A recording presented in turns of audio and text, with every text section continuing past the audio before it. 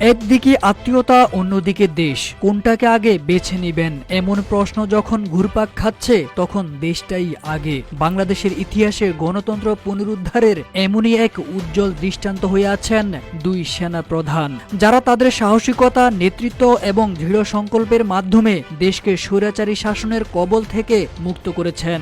একদিকে দেশের রাজনৈতিক স্থিতিশীলতা বজায় রেখেছেন, অন্যদিকে জনগণের অধিকারের প্রতি শ্রদ্ধা জানিয়ে সামরিক শাসনের অবসান ঘটিয়েছেন।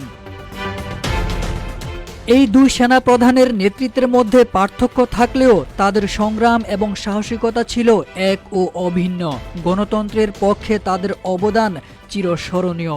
৯০-এর আন্দোলনের সময় তৎকালীন প্রেসিডেন্ট জেনারেল এরশাদের বিপক্ষে ছিলেন একজন, আর আরেকজন ছিলেন স্বৈরাচারী শেখ হাসিনার বিপক্ষে।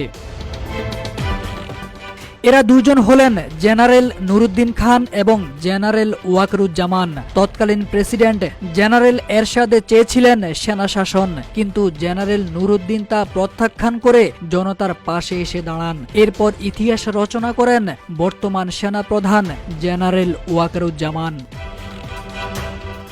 শেখ হাসিনার ১৫.৫ বছরের কর্তৃত্ববাদী শাসনের বিরুদ্ধে অবস্থান নেন ওয়াকারুজ্জামান। তিনি হাসিনার রক্তচক্ষু উপেক্ষা করে ছাত্র জনতার পাশে দাঁড়ান। শেখ হাসিনা তাকে বিরামহীনভাবে গুলি করার নির্দেশও দিয়েছিলেন, কিন্তু জেনারেল ওয়াকার সেনাবাহিনীকে জনগণের মুখোমুখি করতে সায় দেননি। এটা ছিল এক অভাবনীয় সিদ্ধান্ত।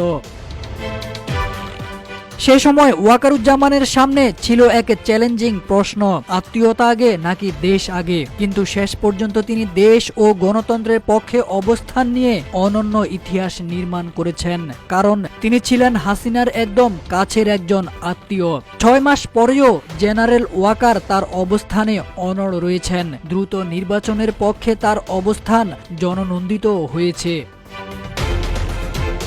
জেনারেল ওয়াকারুজ্জামান একাধিকবার বলেছেন, দেশটা আমাদের সবার, সেনাবাহিনী আলাদা কোনো দ্বীপের বাসিন্দা নয়, তাই আমরা জনগণের পাশেই থাকব, এটাই আমাদের প্রতিশ্রুতি। তারেক আজিজ খান, রূপালী বাংলাদেশ।